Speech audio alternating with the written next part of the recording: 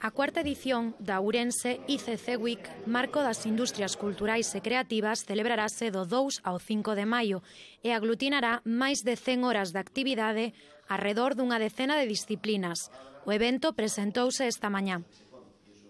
Unha programación que non esquece os nenos, seguimos coa ICC Kids. Por suposto, este ano lle damos un impulso especial ao tema dos videoxogos, co ICC Gamers. É dicir, creo que non hai parcela ou ámbito da creatividade que a ICC Week 2018 non focalice e non se fixe para disfrute de todos aqueles que se acheguen a todas as actividades. Ao longo da semana debatirase en diversos lugares da provincia sobre o deseño, a fotografía, a música, o cinema, a arqueoloxía, o humor, as TICs, o gaming e a xestión cultural.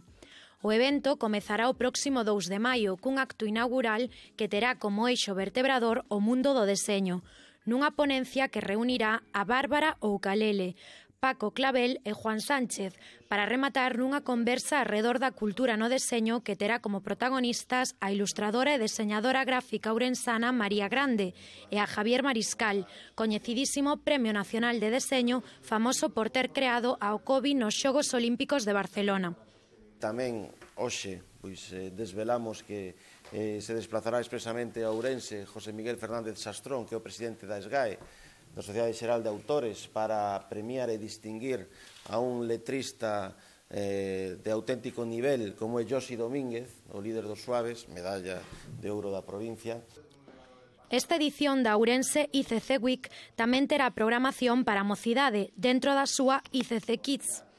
Despois, tamén venres e sábado, contaremos con unha instalación xigante de 4 metros de largo que está composta por, é un grafiti ao aire libre, pero composto por pantallas LED, por un montón de, digamos, un panel de alta definición de 16 metros con miles de luces, e o que vai facer a xente, os máis cativos, serían interactuar con ese panel.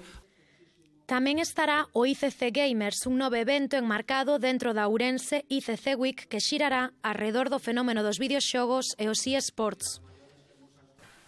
Este año hemos avanzado el humor como espacio de creatividad y desarrollo, con personajes tan relevantes como Pantomima Full o Moderna de Pueblo.